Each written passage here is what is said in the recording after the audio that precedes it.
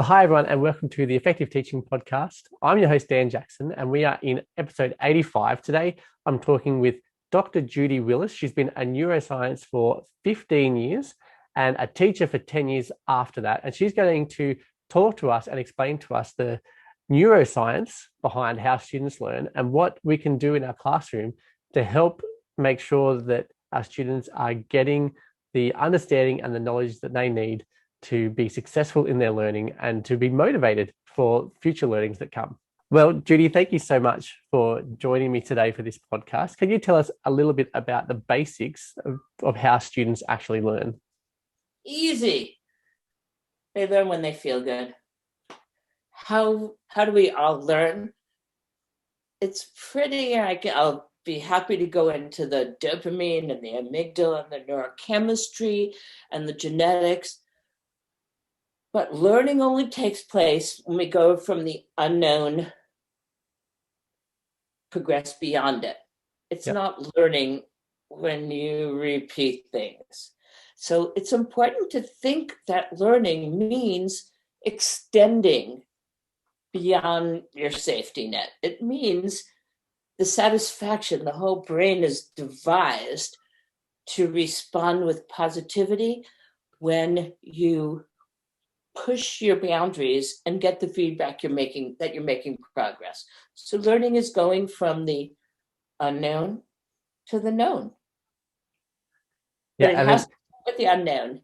Yeah, and how does that actually happen? How does that happen for our students in their brains and stuff? How do they get new knowledge and actually store it away and keep it and be able to recall it later? Okay. Years ago, someone said, what are the major three things? And on the spur of the moment, the three letters I came up with are still pretty true. R-A-D. So it's RAD teach or RAD, the website, but R-A-D, R, reticular activating system, the entry system that determines what information even gets in through a significant attention filter. The R isn't just part of RAD, it's RAS, reticular activating system. It's way down in the lowest part of the brain, just above the spinal cord. So information, then we can talk about what gets through, but everything that we learn has to start by coming through the senses. What gets through from the senses has to be accepted by this very important filter that's really discriminating. This RAS in the low brain is only letting in about 1% of the millions of bits of sensory data reporting in every second. If the information that the brain is going to learn makes it through this attention filter, reticular activating system, RAS, if it makes it through there, it still has to reach, ultimately, the furthest part away from it in the brain, the prefrontal cortex. It's below the forehead. It couldn't be further away from the entry point way back here to here. So imagine a diagonal from your forehead to your bottom of your top of your neck, and that's where information has to travel. If it wasn't just a matter of distance, there's even something else that's going to be another barrier. Remember, attention filter is going to block out 99%, one out of it more than that. Although I've taught algebra and maths, the brain's only letting in 1% of the millions of bits every second. If the information from the senses is accepted, before it'll even get to the prefrontal cortex, it next has to go through an emotional filter, a switching station. The limbic system, it's in the middle of the brain. It's deep in the brain, one on each side. That has to be allowing comfortable passage. It can't be overworked. And we can talk about how stress puts that in the red zone. Sorry, you made it through the first filter. Now you're not. Now you're going back to the low brain where the response is fight, flight, freeze. If it makes it through the attention filter and this amygdala's emotional filter, and gets through the memory, short-term, long-term, makes it up there to the prefrontal cortex. Then there needs to be mental manipulation to take the sensory data, connect it with prior knowledge, and construct it into understanding, which by design, as Jay and I work about, is going to connect it to other neural networks to make it become long-term memory. Without understanding, all of that work won't work. All of that work won't work. So it really does, as I've learned from Jay McTighe, is backward design. So if you really want something to reach the prefrontal cortex to become durable, understanding, and long-term memory, you better know what's happening from the entry point to the emotional switching station, to transferring it from short-term memory to understanding to enduring long-term memory. Okay, and so is that just R that you've talked about there of the RAD letters, or is that all of them? R was the reticular activating system. That's the RAS, Yep. is the R, reticular activating system. Okay, A is the amygdala, the emotional switching Beautiful. station, that when it's in a hyper state of excitability, usually from stress, it's going to block passage up to the memory, and it's also going to block executive function down to manage reflective responses. So just back to the RAD, R, reticular activating system for attention, A, amygdala, the emotional switching station to get on further. D is dopamine. We understand the positive desire of achievement, achieving a challenge that we've all experienced. You know, I set a goal, I worked at it, I saw progress. Not that I had to wait until I ran a marathon 6 months later. I saw progress each time I clocked myself. I saw progress as a baby. Yeah, I'd fall down a lot, but now it worked a little better. This dopamine neurotransmitter is released when the brain sees two things: an achievable challenge. So the brain won't put out effort. We can talk about why the brain is programmed not to put out effort and energy, because it's there for survival or breathing. But with this perfect Goldilocks zone, dopamine is the ticket that gets the brain motivated to persevere, to sustain through setbacks and mistakes and embarrassment. It's why the brain puts out the effort to keep going. It feels so good. And the video game model demonstrates it. We can go into more about how it works in a video game, but that's the neurochemistry that promotes sustained motivation and perseverance through mistakes. That's fantastic. So RAD. Yeah, so RAD. So with RAD, I can already, as a teacher, start to see things that I should be doing to make sure that that's working really well. Like for the reticular activating system, I think I got that right. I need to make sure that my students are focused and paying attention. And so I'm sure there's things that we can do to promote that. When it comes to the amygdala, we need to make sure that our students emotionally are feeling, safe and well and are in a good place for learning and not feeling anxious about things, not stressed because of life at home and those kinds of things. So with dopamine, we're then looking at like celebrating, I guess, the success that they have. So in our classrooms, what can teachers do to really help our students to get the new learning that they're getting, take it through the RAD system, have them actually mentally manipulate the information, be successful and experience that dopamine hit? How do we do that with our students?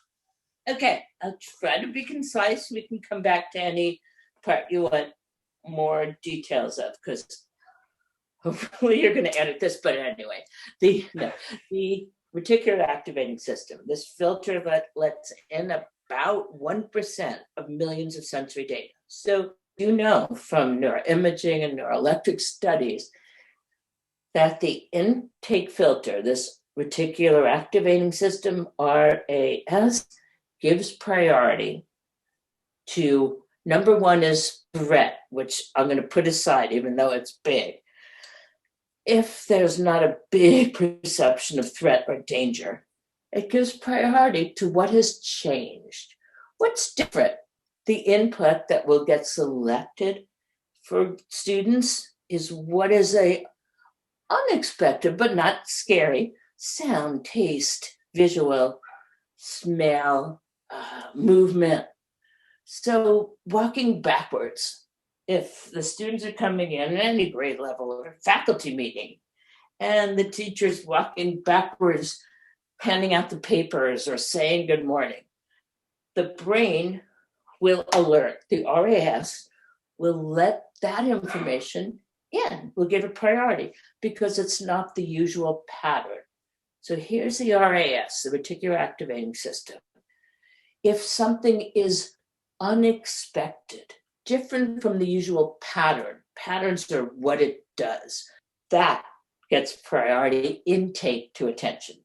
So there's a lot more, but I could, a lot more specific things, changes in color, changes in what someone is wearing, changes in sound, not words. The RAS does not know language, but volume, cadence, movement, their movement, your movement, colors. That's why we sometimes send home Friday folders of a different color if you want the parents to actually read them. So that gets priority through the attention filter. Then what's going to get through the next filter, the amygdala, it's going to let that information go somewhere. That's good news. But where it goes, well, so here's information nicely flowing in, trying to get to the prefrontal cortex for memory.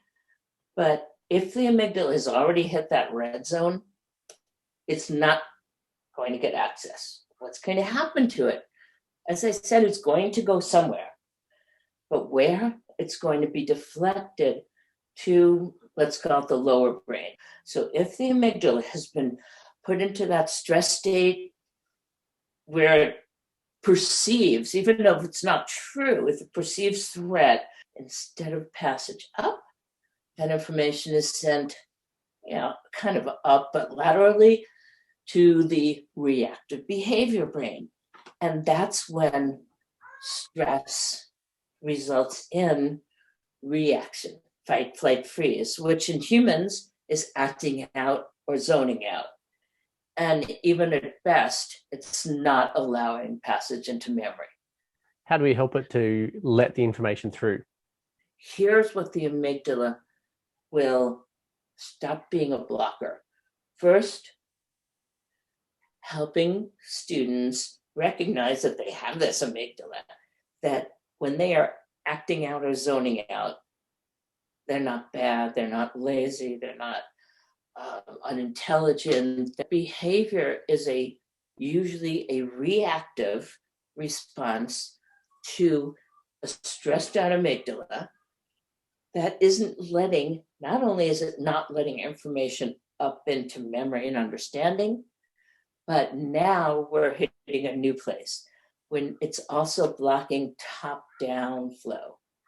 In this ultimate high-end real estate, this prefrontal cortex, where we need information to get through to construct enduring understanding and conceptual memory. Also up there are their developing executive functions, among which and critical to which are understanding one's own emotions and recognizing when stress is building and having the facility to recognize it and do something about it.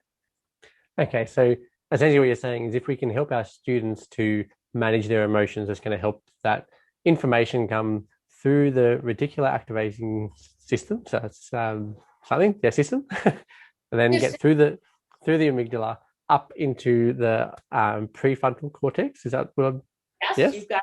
Cool. Where it's then going to be manipulated and stuff. And then if they are successful in their manipulations, then they get their dopamine hit, which then stirs on further motivation and helps them to keep going with that. So in my classroom, if I remind them of previous times where they've been successful and stuff, does that help them to set that up for success too? Yes, and what will happen is it builds up over time, just like a negative mindset I can't do this, builds up over time. Remember that achievable challenge, the biggest boost, this release of dopamine, doesn't even have to get to the prefrontal cortex. It's kind of a whole brain thing. Dopamine, when it's released, floats around the brain. It's not just a little synapse, it's a neurotransmitter, but when dopamine is released and bathes the brain, the outcome in mammals includes increased memory, motivation, pleasure, satisfaction, memory, I may have said memory, and perseverance and attention. So what we want is, what is the most profound way to cause that really positive state of mind from RAS, reticular activating system, to amygdala, to prefrontal cortex, to memory, to life, is experiencing the things that release dopamine. So I'll talk more, but I did mention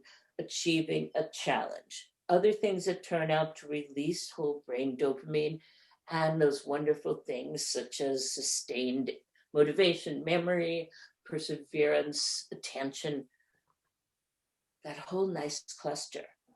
Other things that turn out to release it include listening to music, being told stories, humor, movement, gratitude, kindness. Those experiences also bathe the brain in this dopamine.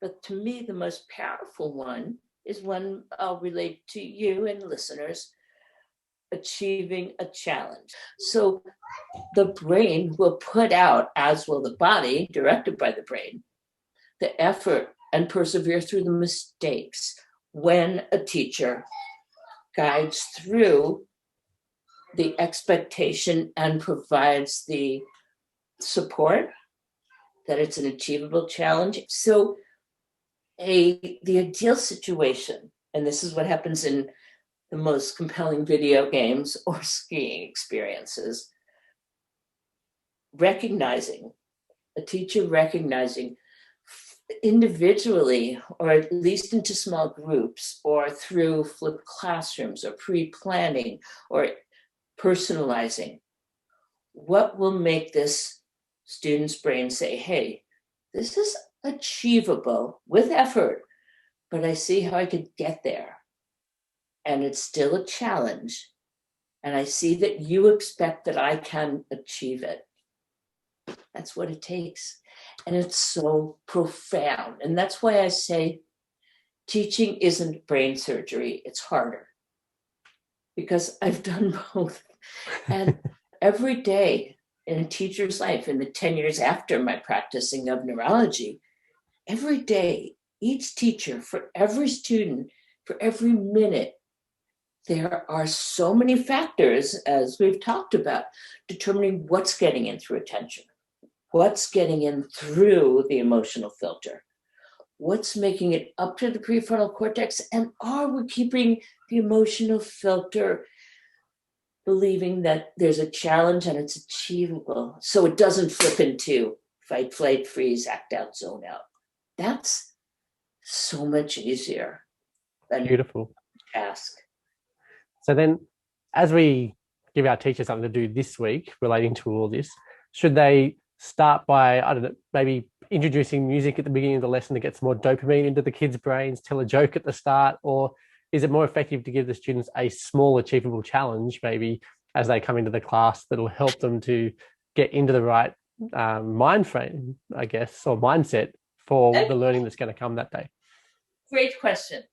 Be prepared to get 3 things that video games do: reticular activating system, attention will be paid to something, remember, unless there's a lot of threat, to what's curious, what's changed, what's different, what's a buy-in goal. Why should I let this information in?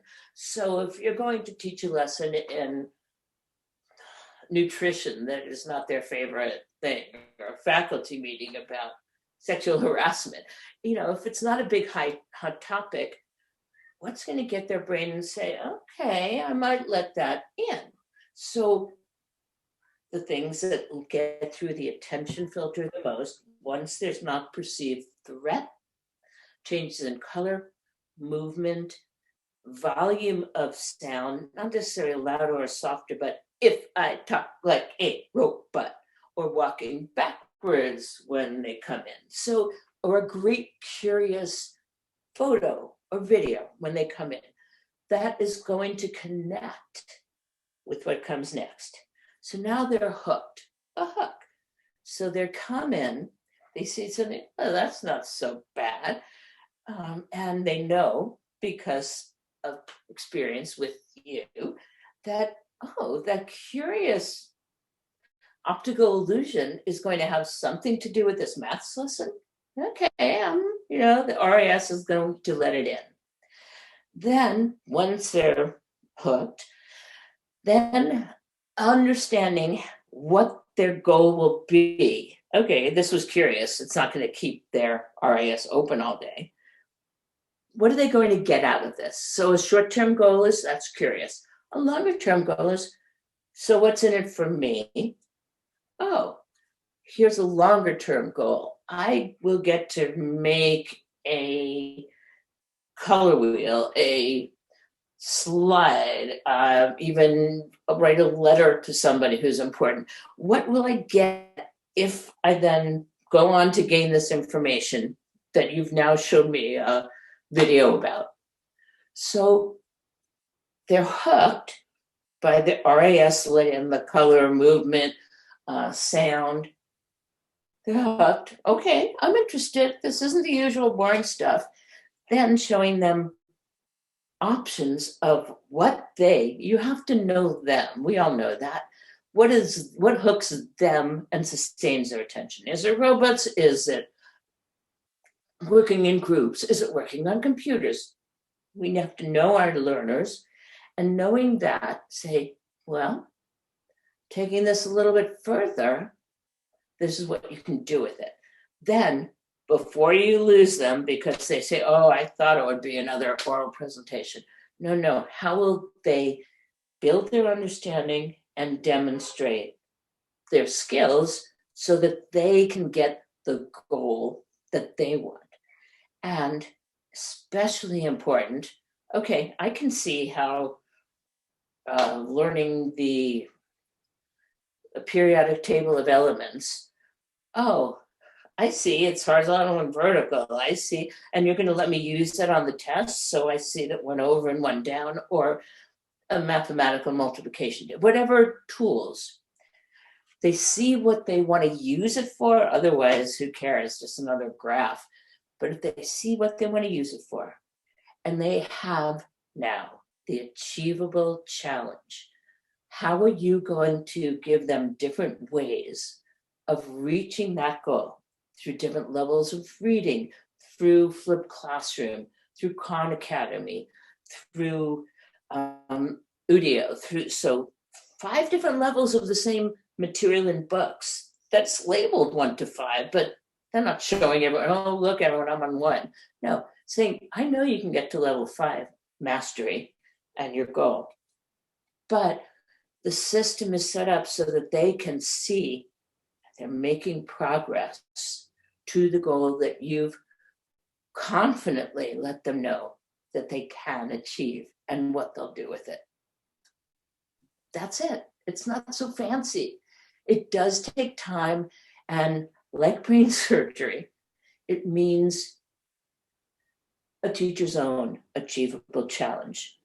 One cannot have a high school class of 50, 100 students 3 times a day and individualize or personalize their achievable challenge program but one at a time, one level at a time.